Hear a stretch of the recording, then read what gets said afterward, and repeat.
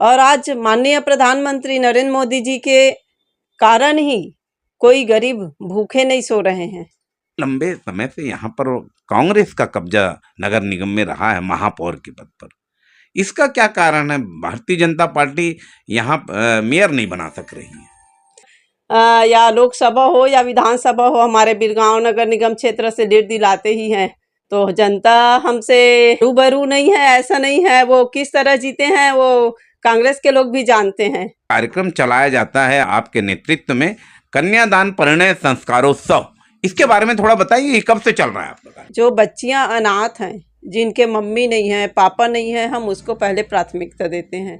और ये विवाह 2018 से होते आ रही है। लगभग 4 साल हो चुके हैं यहाँ कांग्रेस का महापौर नंदलाल जी काम कर रहे हैं। उनके कामकाज को आप किस रूप में देखते?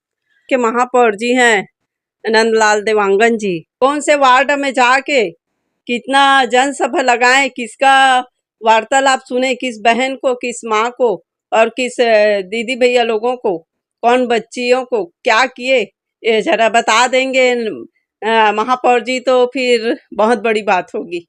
ये वीरगांव नगर पालिका क्षेत्र महिलाओं के लिए आरक्षित हो चुका है, जी जी। तो इसके बारे में आप क्या सोच रही है? आपकी दावेदारी को लेकर आप क्या कहेंगे? मुझे संगठन के ऊपर और हमारे आदरणीय सभी भारतीय जनता पार्टी के नेतागण के ऊपर पूरा विश्वास है कि मुझे एक बार मौका देंगे और मैं पूरी कोशिश करूंगी कि मौका देंगे तो उनके विश्वास में खरा उतरने के लिए।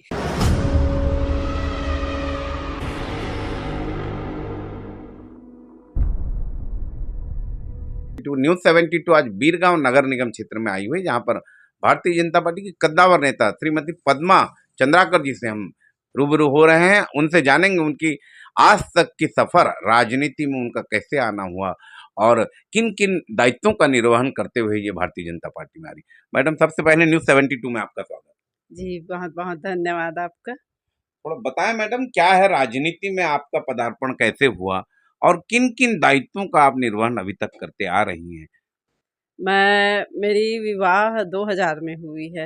मेरे यहाँ तो खैर मेरे मायका में भी सब भाजपा ही हैं, लेकिन मेरी ससुराल शादी के बाद, जैसे मैं रसनी है मेरी ससुराल, और यहाँ एक छोटा सा बिजनेस है।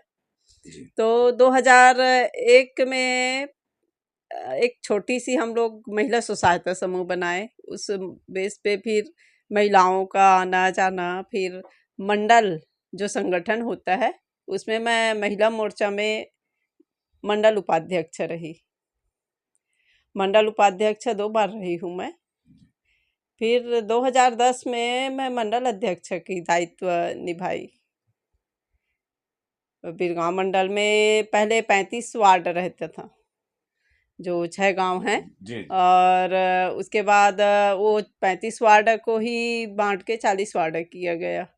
तो 2010 में मंडल अध्यक्ष रही, और मंडल अध्यक्ष होने के नाते मैं सभी वार्डों में, और 40 वार्ड तो ये है, लेकिन मंडल पूरा नंदनवन तक जाना पड़ता था। हमारा मंडल नंदनवन तक आता था, तो नंदनवन तक हम वहाँ तक सक्रियता बनाए रखे। और बीच में 2015 में सदस्यता अभियान चली है, आप सभी को पता है, मोबाइल द्वारा।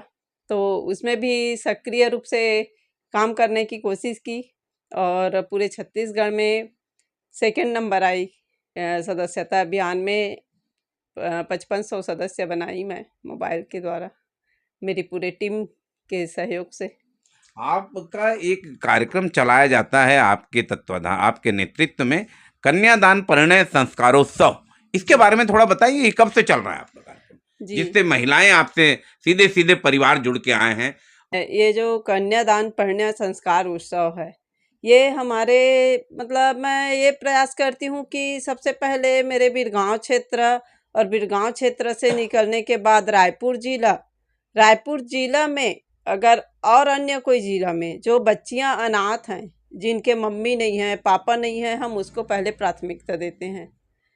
उसको प्राथमिकता, उसके बाद यहाँ तक हम दिव्यांग बच्ची का भी, हम जो नेत्र से नेत्रहीन थी, वैसे बच्ची का भी हम विवाह करवाए हैं। और ये विवाह 2018 से होते आ रही है। 2018 में शुरुआत 7 बच्चियों से हुई थी, जो सिर्फ 15 दिन में ही तैयारी हुई थी बच्चियों का विवाह, जिसमें हमारे आदरणीय भाई साहब संगठन में थे, राम प्रताप भाई साहब, सब बच्चियों को आशीर्वाद देने आए थे और फिर सबके आशीर्वाद से प्रेरणा मिलती गई और फिर अभी तक जारी है। इस साल भी 9 बेटियों का विवाह है 20 अप्रैल को। पिछले साल भी हम लोग 9 बेटियों का करवाए थे, जिसमें हमारे माननीय मुख्यमंत्री जी की धर्मपत्नी श्रीमती कौशल्या साय जी उपस्थित हुई थी बेटियों को आशीर्वाद देने के लिए। हमारे आदरणीय विधायक महोदय जी भी आए थे, माननीय मोतीलाल साहू जी बेटियों को आशीर्वाद देने के लिए आते ही हैं। जब से अभी विधायक बने हैं तो 2 बार हो गए आते हुए। ये वीरगांव नगर पालिका क्षेत्र महिलाओं के लिए आरक्षित हो चुका है जी जी। तो इसके बारे में आप क्या सोच रही है? आपकी दावेदारी को लेकर आप क्या कहेंगे? देखो, आप काफी सीनियर हैं इस क्षेत्र में, महिला विंग में महिलाओं के बीच में आप काफी लोकप्रिय हैं इस सामाजिक कार्य के चलते, क्या कहेंगे? मैं कार्य करता हूँ एक भारतीय जनता पार्टी की, ये बहुत गर्व की बात है। और महिला हुई है तो दावेदारी तो है, मेरी तैयारी चल रही है। बाकी संगठन की जैसा आदेश निर्देश होगा मैं पालन करूँगी। पिछले बार भी मेरा मतलब दावेदारी था, लेकिन अब शायद मेरी किस्मत में नहीं थी उस तो, और हो सकता है मैं संगठन के लिए परिपक्व नहीं थी। इस बार मैं रमन सिंह के आप बहुत करीब हैं, क्या इस समय टिकट वितरण में आपको इसका लाभ मिलेगा? मुझे संगठन के ऊपर और हमारे आदरणीय सभी भारतीय जनता पार्टी के नेतागण के ऊपर पूरा विश्वास है कि मुझे एक बार मौका देंगे और मैं पूरी कोशिश करूंगी कि मौका देंगे तो उनके विश्वास में खरा उतरने के लिए एक बार भारतीय जनता पार्टी के तरफ से दावेदारी करके और बिरगांव नगर निगम क्षेत्र में, बिरगांव नगर निगम क्षेत्र के माता बहनों का, युवा साथियों का, बच्चियों का, बड़े बुजुर्गों का आशीर्वाद लेके मैं इस क्षेत्र में सेवा करना चाहूंगी। काफी लंबे समय से यहाँ पर कांग्रेस का कब्जा नगर निगम में रहा है महापौर के पद पर, इसका क्या कारण है? भारतीय जनता पार्टी यहाँ मेयर नहीं बना सक रही है? लंबे समय से नहीं है, ये सिर्फ अभी जो पिछले कार्यकाल में माननीय मुख्यमंत्री भूपेश बघेल जी ने जो पार्षद के बाद महापौर करके जो वो चलाया ना, उसी में वो बना हुआ है। बाकी ऐसा नहीं है। पिछले उसके पहले हमारे माननीय महापौर थी अंबिका यदू जी थी, भारतीय जनता पार्टी से ही थी। ऐसा नहीं है। और हमेशा हम या लोकसभा हो या विधानसभा हो, हमारे बिरगांव नगर निगम क्षेत्र से लीड दिलाते ही हैं। तो जनता हमसे रूबरू नहीं है, ऐसा नहीं है। वो किस तरह जीते हैं वो कांग्रेस के लोग भी जानते हैं। हमेशा हमारे बिरगांव नगर निगम क्षेत्र में हमारी जो प्यारी जनता है, माँ बहनें हैं, वो सब भारतीय जनता पार्टी के ही हैं और रहेंगे ही, ये विश्वास है पूरी मुझे। लगभग 4 साल हो चुके हैं यहाँ कांग्रेस का महापौर नंदलाल जी काम कर रहे हैं, उनके कामकाज को आप किस रूप में देखते? बिरगांव नगर निगम के महापौर जी हैं नंदलाल देवांगन जी। अब वो अगर बोल रहे हैं कि मैं काम करता हूँ, अच्छे 4 साल में अच्छा किया हूँ, कौन से वार्ड में जाके कितना जनसभा लगाएं, किसका वार्तालाप सुने, किस बहन को, किस माँ को और किस दीदी भैया लोगों को, कौन बच्चियों को क्या किए, ये जरा बता देंगे महापौर जी तो फिर बहुत बड़ी बात होगी। आप महिला आयोग की सदस्य रही हैं, उसमें आपने क्या क्या काम किया है महिलाओं के हित में? महिला आयोग की सदस्य थी तो हम लोगों को प्रभार दिया गया था। तो जैसे जांजगीर जिला में है, मेरा प्रभार था जांजगीर जिला। और जांजगीर जिला के बाद मतलब मेरा फर्स्ट जो जन सुनवाई थी कवर्धा क्षेत्र में थी, अकेली गई थी वहाँ मैं।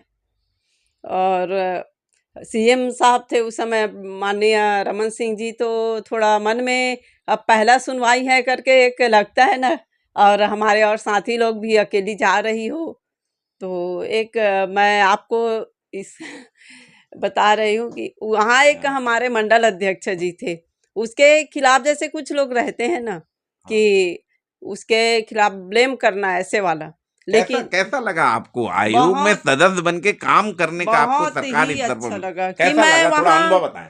महिलाओं के लिए जो वाकई में जो निर्णय लेना चाहिए, ऐसा नहीं कि मैं आयोग में हूँ तो जो कई लोग रहते हैं ना डर करके, तो ये नहीं, मुझे जो करना है तो करना ही है और जो सही करना है मुझे, जो वाकई में जरूरतमंद है। जांजगीर क्षेत्र में, जांजगीर जिला में कलेक्ट्रेट में एक थे, वहाँ अभी भी होंगे, पीयून थी वो महिला, उनका नाम मैं भूल रही हूँ। तो वो बहुत सताई हुई थी। उन लोगों को लगता था कि ये अधिकारी का सुनेंगी मैडम, हमारा क्यों सुनेंगी। वो रो डालती थी, लेकिन ऐसे हम लोग वहाँ कलेक्टर सभागृह में सुनवाई करते थे। वो रो डाली लेकिन बता नहीं पा रही थी। वहाँ जो अपर कलेक्टर आए थे वो मतलब रहता है ना अधिकारी लोगों को कि हम ये हैं तो हमारा ज़्यादा चलेगा। तो मैंने बोली कि आप ठीक है हो तो स्वागत है आपका, बैठिए, लेकिन अभी आप आवेदक बन के आए हो। फिर मैं दोनों पक्ष को सुनी, उसके बाद बहनों का भी सुनी, जो आवेदक जो आई थी महिलाएं, पीड़ित पक्ष, हाँ पीड़ित पक्ष, उनका सुनी, वो रो डाली। फिर मैं जो मुझे लगा निर्णय, मुझे हमारे जो लिपिक अधिकारी के गए थे वो भी बोले कि नहीं मैडम आप ऐसा मत करो, लेकिन नहीं, जो सही है मैं वही निर्णय लूँगी, जो कलेक्टर हैं कलेक्टर रहे या कोई भी रहे। फिर मैं उनको न्याय दिलाई और आज वो उनका फिर शायद दूसरी जगह ट्रांसफ़र भी हुआ अपर कलेक्टर का, और फिर वो महिला अभी खुश है, अभी भी कभी-कभी होती है। तो सदस्य बन के आपको मन की संतुष्टि हुई कि आपने हाँ, महिलाओं के हित में काम किया? जी, जी। ऐसी कोरबा में भी जब मैं जो बता रही हूँ पहली बार गई थी एक वर्धा में, वहाँ 7 साल से अलग रह रहे थे, वो भी न्यूज़ वाले ही थे। जी। और वो पीड़ित करते थे अपने पत्नी को, बच्चे अलग, तो उन लोगों को भी न्याय दिलाई थी। तो मुझे एक महसूस हुआ कि वाक़ई में हम आयोग में हैं, बोलते हैं कि आयोग में ऐसा है, वैसा है, लेकिन जो हम सत्य हैं, जो पीड़ित है ना, उसके लिए हम लड़ सकें, तो ये काम करने की कोशिश की। अभी 2 साल लगभग हो चुके हैं, विष्णु सरकार छत्तीसगढ़ में काम कर रही है। मोदी की गारंटी पर काम हो रहा है, बताया जा रहा है। क्या है? उनके कामकाज को आप किस रूप में देखती हैं? कितने लोगों को गरीब लोगों का भला हुआ है? थोड़ा बताएँ। भला क्या-क्या काम हो रहे हैं गरीबों के हित में, क्या-क्या काम? हमारे आदरणीय माननीय छत्तीसगढ़ के मुख्यमंत्री विष्णुदेव साय जी, मुख्यमंत्री जी के पद पर जब से आसीन है तब से बहुत सारे काम हो रहा है और दिख भी रहा है। सबसे पहले तो ये महतारी वंदन योजना जो हर बहनों के खाते में आ रही है 1000 रुपये, और जैसे युवा साथियों के लिए है, बेटियों के लिए है, बहुत सारी योजना है जो वाकई में बढ़ चढ़ के काम कर रहे हैं माननीय मुख्यमंत्री विष्णुदेव साय जी। मोदी की गारंटी पर कौन-कौन से काम हो रहे हैं? अब आप ही देख लो, जैसे तत्कालीन मुख्यमंत्री जी थे, आवास को रोक दिए थे। सबसे बड़ी बात, गरीबों का जो छत को वो रोक दिए थे, इसीलिए चले गए ना, गरीबों का हाय लग गया। तो वो आवास योजना आज हर वार्ड में जाओगे आप देख भी रहे हो, गए हो, हर वार्ड में घर बन रहा है, हर गरीब के चेहरे में मुस्कान है। ये सबसे बड़ी बात है आवास योजना का। शौचालय का तो आप लोग सब जान ही रहे हो। और बताएं मैडम कि महिलाओं के हित में नरेंद्र मोदी जी की विष्णु सरकार ने क्या-क्या निर्णय लिए? जैसे आप सब जानते हैं, तत्कालीन मुख्यमंत्री भूपेश बघेल जी ने महिलाओं को का तिरस्कार किया कि वो रेडी टू ईट जो चला रही थी बहनें पूरे छत्तीसगढ़ में, उनको बंद करवा दिए थे। आप लोग देख रहे हैं, हमारे माननीय मुख्यमंत्री जी विष्णुदेव साय जी ने अभी ही शुरू करवाए हैं, पूरा आदेश हो गया है और शुरू भी हो गया है। रेडी टू ईट का जो बहनों को काम मिलता था, ये शुरू हो गया। ये एक बहनों का सम्मान किए वो। तो हमारे भारतीय जनता पार्टी में हमेशा बहनों का, माता बहनों का सम्मान ही होता है और हमेशा होते ही रहेगा। पद्मा जी, आप बताएं कि देश के प्रधानमंत्री नरेंद्र मोदी जी तीसरी बार जीतकर यहाँ आए हुए हैं, भारत देश के प्रधानमंत्री बने। इसका क्या कारण है, थोड़ा बताएं, जनता जानना चाहती। इसका कारण है, जैसे बहनों को जो महतारी वंदन योजना है, उसका जो पैसा एक बार का सिराए खत्म नहीं हुए रहता और दूसरी बार आ जाती है। महिलाएं खर्च नहीं कर पा रही हैं, लेकिन उनका हर महीना मतलब उसके अकाउंट में आ ही जाता है। जो बहनें मतलब 1000 रुपया के लिए उनको हाथ फैलाना पड़ता था, आज वो उसके मालकिन बने, मतलब उनको देख के ही खुश हो रहे हैं कि हमें हमारे भैया ने, हमारे चाचा ने दिए हैं। कौन चाचा जी? माननीय प्रधानमंत्री नरेंद्र मोदी जी। और रही बात ये है कि जो एक इलाज के लिए है आयुष्मान कार्ड, हम जैसे हमारे पूरे भारत में हम किसी पड़ोसी से मांगेंगे कि भाई मेरे को हॉस्पिटल जाना है, मेरी माँ को ले जाना है, तो मेरे को 1000 रुपया दे दीजिए, तो एक 10 बार सोचेगा। लेकिन हमारे माननीय प्रधानमंत्री नरेंद्र मोदी जी ने ऐसा कर दिया कि कोई गरीब बीमार से पीड़ित होके न खत्म होए, न परेशान होए, इधर उधर न भटके करके 5 लाख का आयुष्मान कार्ड का जो सुविधा दिया है, गरीबों के लिए सोचे। और आज माननीय प्रधानमंत्री नरेंद्र मोदी जी के कारण ही कोई गरीब भूखे नहीं सो रहे हैं। जो हमारे माननीय मुख्यमंत्री जी विष्णुदेव साय जी और माननीय प्रधानमंत्री नरेंद्र मोदी जी के डबल इंजन के सरकार में हमारे छत्तीसगढ़ में साए 2 साल से कार्य हो रहा ही है, जो सभी को दिख रहा है। और जो हमारे माननीय प्रधानमंत्री जी हैं, जो जन्म से लेके मृत्यु तक के जो योजना है, जैसे आप लोग भी जानते हैं कि आए दिन होता था कि इसका मतलब लिंग भेद पोषण करवाना, तो जन्म के लिए भी बेटियों के लिए सोचना न पड़े करके योजना है। तो हर चीज के लिए बच्चों से लेके बुजुर्ग तक के, किसानों के लिए किसान सम्मान निधि, तो ये सब मतलब सभी को खुश किए हैं। और हम तो ये बोलेंगे कि हमेशा हमारे प्रधानमंत्री नरेंद्र मोदी जी ही रहें। चंद्राकर मैडम, आप अगर आपको पार्टी यहाँ से अवसर देती है सेवा करने का, महापौर प्रत्याशी बना देती है, तो क्या क्या है आपके, किन किन मुद्दों पर लेके लोगों के बीच में जाएंगे, आप बताएं।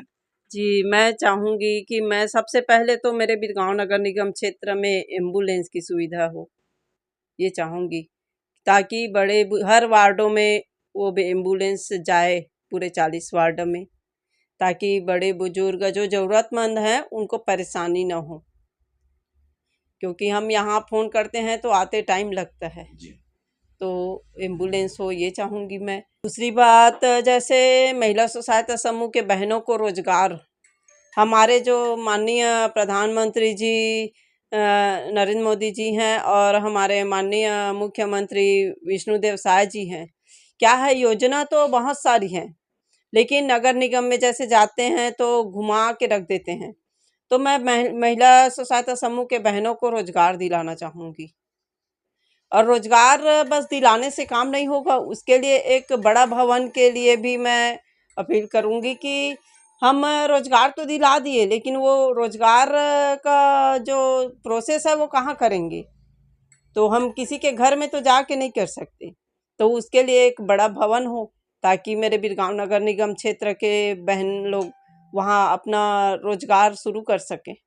सुरक्षा के दृष्टि से जैसे बिरगांव नगर निगम क्षेत्र में पूरे 40 वार्ड में हर चौक चौराहा में, ताकि हमारे क्षेत्र की बेटियां बच्चे सुरक्षित हों, क्योंकि आए दिन आप लोग भी सुनते हो कहीं कुछ हो रहा है, कहीं कुछ हो रहा है।